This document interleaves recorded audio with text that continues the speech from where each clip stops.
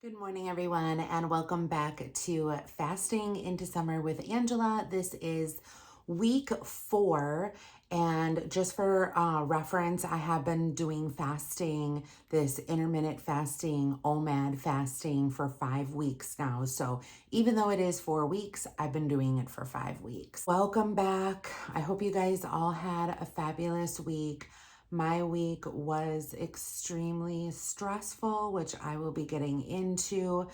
It just overall wasn't a good week for me, but even though it wasn't a good week for me physically, I guess you could say, I did lose 2.6 pounds this week, which was fantastic considering is it the cortisol levels when you're, very stressed, probably shot way up.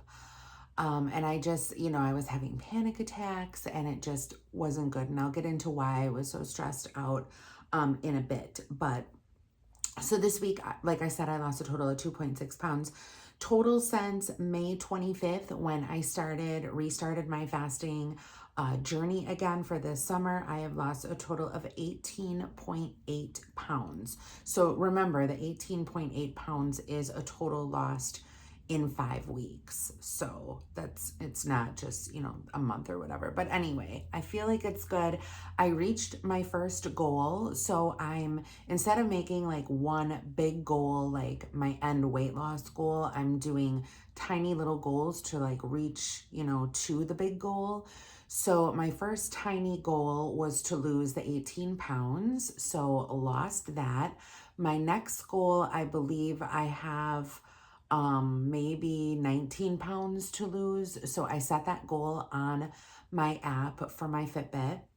So let's strive to get that. Hopefully by the end of August is what I'm hoping, because, initially when you start fasting, you lose a ton of weight fast right away. And then it starts to like taper off as your body gets used to the way you're eating, the way you're fasting, the way you're working out. So, you have to switch things up a bit. And sometimes it just, you drop all that weight and then it kind of just, goes down a little bit, whatever. Anyway, so I said the last 2 weeks, I said I was going to get into some of the medical stuff and some of the reason why I have, been so stressed and things like that. So this really doesn't have anything to do with fasting, although it does have to do with my health. So I'm including it in here just so you guys kind of are aware as to like what's going on with me. So I would say about 2 weeks ago, there were a lot of kids at work that were sick, and I was one of them that got sick. Some of them had strep throat, some of them didn't. And I was kind of feeling like it might possibly be strep throat. So I made an appointment with our local walk-in clinic, and I went in and they did a strep test right away and it came up negative, and I was fine with that because, like I said, some people had strep, some people didn't, and I usually don't get strep. I've had my tonsils out, but I have had strep throat since I've gotten my tonsils out. Okay, so whatever. Anyway, so the doctor comes in, she's like, your test was negative, but let me just like check your ears and everything like that. So she looked everywhere. She's like, yeah, you have a ton of like post-nasal drip, and I can definitely tell that, you're hurting a little bit. She's like, let me listen to your chest, listen to the back of my lungs, came up to the front, listened to the front of my lungs. She said they sounded clear. Then she listened to my heart. And when she put the stethoscope on my heart, she listened for like 3 seconds and then jumped back. And she's like, oh, you have a heart murmur. And I'm like, no, I don't have a heart murmur. What are you talking about? And she's like, oh, and you could just see like the panic on her face. She's like, oh, she's like, well, because you're fasting and everything like that, she's like, have you been drinking a lot of water? And I'm like, well, yes, I have, because, I'm trying to like stay hydrated and get the fluids in me moving. I'm like, I'm also taking electrolytes, and she's like, well, sometimes when people drink too much water, it can mimic a heart murmur because you can hear the water kind of going back and forth in the stomach. I don't know. I don't know. But at that moment in time, I panicked because I'm thinking, holy shit, I'm dying. Because that's my way of thinking. Like, um, I could have like, a small, like, let's say lump on my back or something, and it turns out to be a cyst. No, in my mind, it's cancer, chemo, dying. You know what I mean? So that's just kind of the way my mind works. But so she was like, oh, don't worry about it. I'm sure it's nothing. And I'm sitting there thinking, this is my heart. Like, should I make an appointment with my primary doctor? Like, and if, whatever. She's like, I would just wait for a few weeks until, you start feeling better and then make an appointment with your primary just to get it double checked. And I thought, okay, I need to get my thyroid tested and all that kind of stuff anyway. So I might as well make an appointment with my primary doctor, even though my physical, I guess, is not due until November, which I thought my physical was due in July. But apparently, I think all my blood tests were due in July. So anyway, I had to wait 2 weeks to see my doctor. So for those 2 weeks, I am having panic attacks again. I am having sleepless nights again because I am up thinking, oh my God, something's wrong with my heart. My grandfather passed away from heart disease. So heart disease is on my mother's side with her father. Heart disease is not on my father's side at all. So I'm trying to like process, could it be because I've been a yo-yo dieter all these years? Whatever the case may be, Angela is in a full state of motherfucking panic. So I get to the doctor and they take my blood pressure and the nurse comes in and she's like, how are you doing? I'm like, I'm very, very anxious. I'm like, I've been stressing about this. She's like, okay, took my blood pressure. My blood pressure is sky high. And I'm sitting there. So now in my head, I'm thinking, now I need to go on blood pressure medication because my blood pressure is sky high, but my blood pressure really isn't sky high. It's just because I'm anxious right now. So the wheels are turning. My life. And so then I'm like, well, why don't you, have the doctor see me or whatever, and then come back and take my blood pressure again. She's like, okay, I'll do that. So doctor comes in and she's like, how are you doing? I'm like, I just want to let you know, I'm like so anxious. Like I've been anxious for the past 2 weeks. She's like, okay. She's like, I thought that it was really strange. She's like, because, I've seen you multiple times. Other doctors have seen you multiple times for multiple things, and no one has said anything about a heart murmur. She's like, now these can, sometimes pop up. She's like, so let's just take a listen and see, what we can hear. So she puts a stethoscope on my heart and she's like, you do not have a heart murmur. So I could finally breathe. I'm like, okay, cool. So she's like, it could have been an off day. She's like, sometimes, when people also like will go to a chiropractor and the chiropractor will listen to the heart for some reason. I don't know. I've never been to a chiropractor before. And she's like, sometimes they'll say that they hear a heart murmur, but there's no heart murmur there. They're just like hearing an echo of like fluid or something like that. She's like, you are fine. Your heart is fine. No worries. She's like, let's take all of your blood work. Let's get you scheduled for your mammogram. Let's do all the things. So she said she wanted to test my kidney functions. She wanted to do the lipids, which my doctor is very, pushy on those lipids because they love giving statin medication, which I'll get into in a little bit. She wanted to test my thyroid also, and then my glucose. So took the blood work there, scheduled the mammogram, and I was off. So later that day, I found all my test results, which was amazing because usually you have to wait at least 24 hours, but my test results came in within hours. All of them did. So that was amazing. My lab results, my lipids, my lipids were bad. I just want to talk a little bit before about like regarding the lipids. I have done a lot of research on cholesterol. Okay, that's what basically the lipid test is the cholesterols. I've done a lot of research on cholesterol and statins and how the medical field has kind of turned it into, let's push these statins, push this medication, push the pharmaceutical to get these statins in. This is only my opinion, but my opinion is they don't do anything. So the side effects for statins outweigh the actual cholesterol lowering medication results, if that makes sense. So I have been on probably, I would guess, between 5 to like 8 different statins in my lifetime, okay?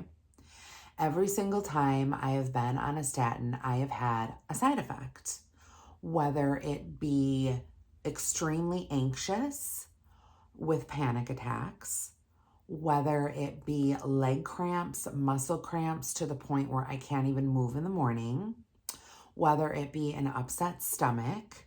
So there's all these different things. Plus, it can affect your liver, which maybe is what causes my anxiety with it. I don't know. But anyway, so I have not been on a statin probably long enough to even figure out if it could lower my cholesterol. But in any case, with people who are fasting, sometimes their cholesterol does go up.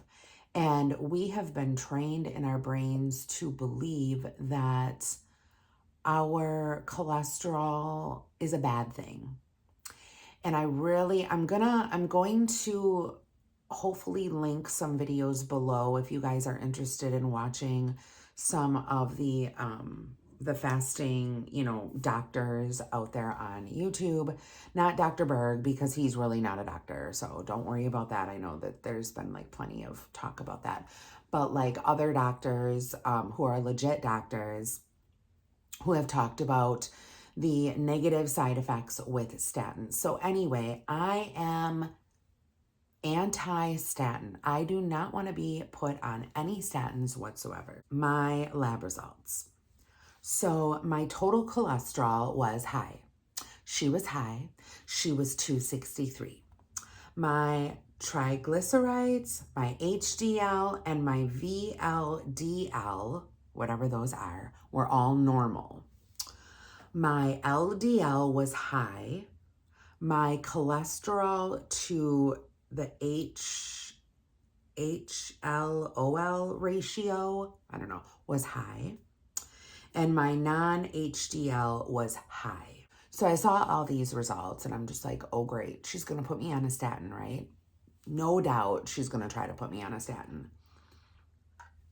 And actually, they're high, but they're not like sky high, if that makes sense. So they're elevated, they're high, but they're not like crazy. Like they're high for somebody who's not on cholesterol medication, if that makes sense. So I thought, okay, I'm not going to say anything to the doctor. I'm just going to wait for her to contact me about this cholesterol. So they call me right away. And the nurse is like, Angela, the doctor said that your cholesterol is extremely high and wants to put you on a statin. Have you ever been on Crestor or whatever and this other one? And I'm like, yeah, I've been on the Crestor. It hasn't worked for me. I'm like, I just want to let you know that I'm not going to be going on a statin. And I'm very comfortable with that. And if she wants to retest my cholesterol in 6 months, I have no problem with that. And the nurse is like, okay. So then she calls back, I would say within 2 hours, calls back and says, Angela, I talked with your doctor about, you not wanting to go on statins. And she said that your cholesterol is not going to change in 6 months. And it is going to stay the same. And she will wait for the 6 months, for you to retest again. But, she really wants you to go on those statins.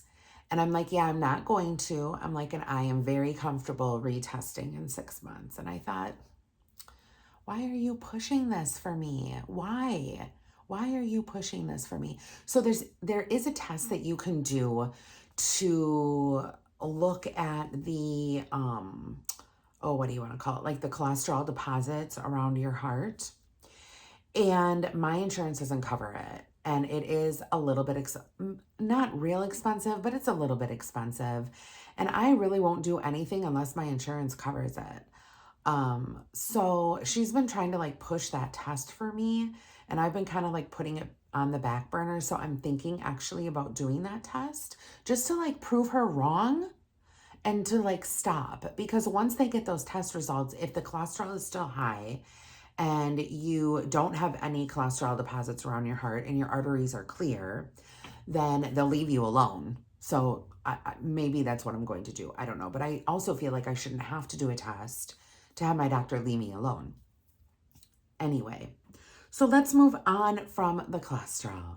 So my glucose, which has always been teetering between 99 and 101, so I've always been that pre-diabetic. My glucose, which is my sugar, was 91. So I'm very, very comfortable with that. It's lower.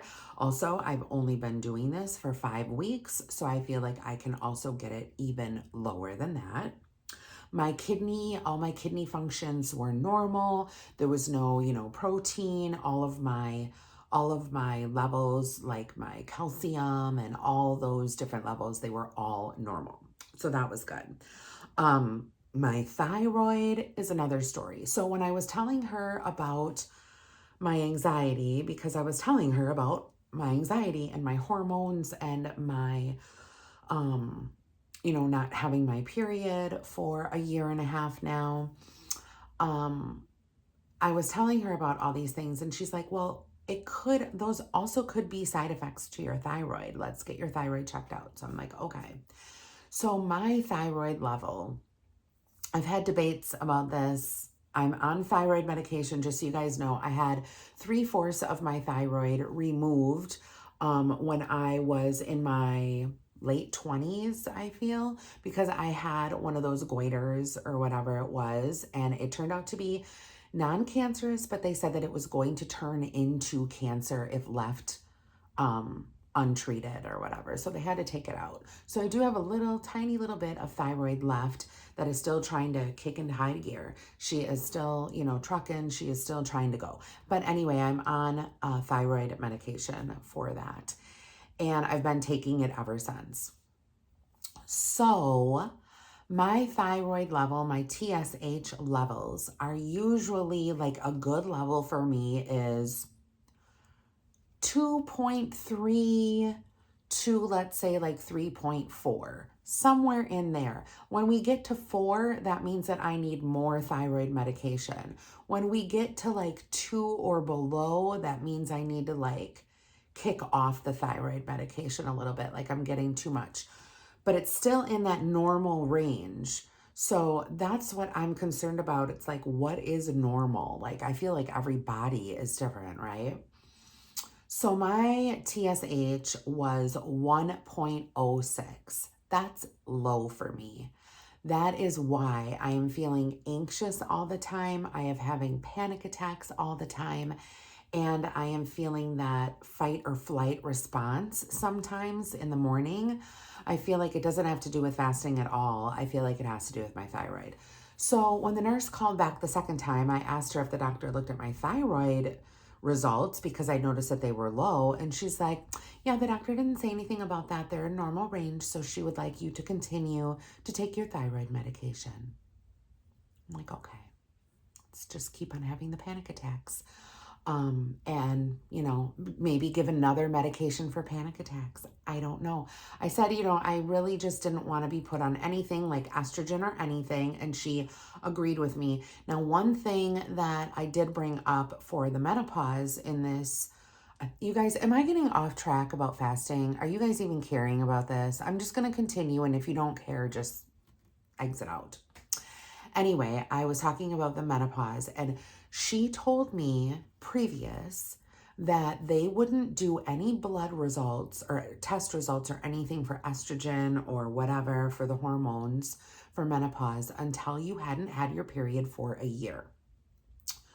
So when I went in and I told her I haven't had my period for a year and a half, she said, we have to wait 2 years and until you're 50. And I'm like, oh, that's not what you told me before, but who knows, you know, rules change. And I'm like, oh, but some women go through menopause before 50. And she's like, I know. She's like, that's the rule. So I don't know what man is making this rule behind closed doors, but fuck you.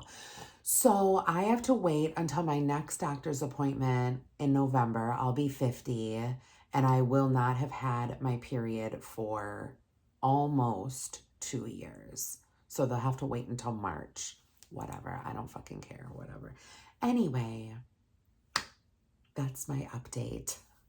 So also, I forgot to tell you guys, I did touch base a little bit in another video. I did something to my knee.